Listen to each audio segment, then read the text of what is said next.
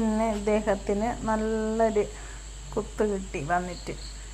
അമ്മ എപ്പോൾ എൻ്റെ പൊന്നു മോനോട് പറയും, മോനെ അന്ന് വെളിയിലൊന്നും അവിടെ ഇവിടെ ഇവനില്ല, ഇവൻ്റെ അടുത്ത് വേറൊരു വൃത്തിയായിട്ട സ്വഭാവമുണ്ട്, ഇവന് ഫുഡ് കൊടുത്താൽ വേണ്ടി വരില്ല.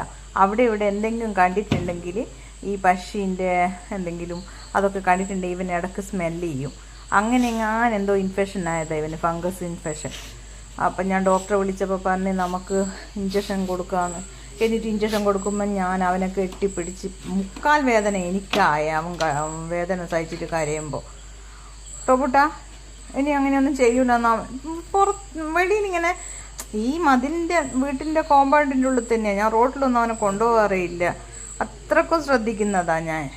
എന്നിട്ടാണ് ഇവൻ ഈ പണിയെടുത്ത് വെച്ച്. എന്നിട്ട് ഇന്ന് നല്ലോണം ബാക്കിൽ കുത്തു കിട്ടുമ്പോൾ ഹമേ ഹമേന്ന് പറഞ്ഞിട്ട് കരഞ്ഞാടനെ.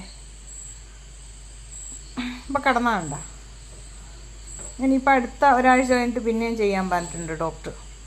ഒന്നും കൂടെ ചെയ്യണം, എന്നാലും കംപ്ലീറ്റ് പോകും. എൻ്റെ കൈയൊന്നും പിടിച്ചിട്ട് നീ ഇതാക്കണ്ട, പറയണ്ടെന്ന് പറയണ്ട, നിങ്ങളുടെ അടുത്ത് അറിയിക്കണ്ടെന്ന്. കൊഞ്ചൊന്നും വേണ്ട. നീ എന്നെ സോപ്പിടണ്ട ടോബൂട്ടാ, നീ എന്നെ സോപ്പിടണ്ട. ഇന്ന് എവിടെ നിനക്ക് കുത്ത് കിട്ടിയ ഇങ്ങനെ അങ്ങോട്ട് അതുകൊണ്ട് ഞാൻ ചെയിൻ ഫുൾ അഴിച്ച് വെച്ച് എനിക്കാ കരച്ചില്ല എന്നാൽ അവന് കുത്തു കൊള്ളുമ്പോൾ. പറയണ്ട കണ്ട, പറയട്ടെ അമ്മ എല്ലാവരോടും അറിയട്ടെ, എല്ലാവരും അറിഞ്ഞ കണ്ട. നമ്മുടെ ടോബി മോൻ്റെ കണ്ട ഈ ചെറുക്കൻ ഇങ്ങനത്തെ ഓരോ വികൃതിയൊക്കെ ഉണ്ട് ഇവൻ്റെ അടുത്ത്. ഇവൻ്റെ കയ്യിലിരിപ്പോണ്ട് തന്നെയാണ്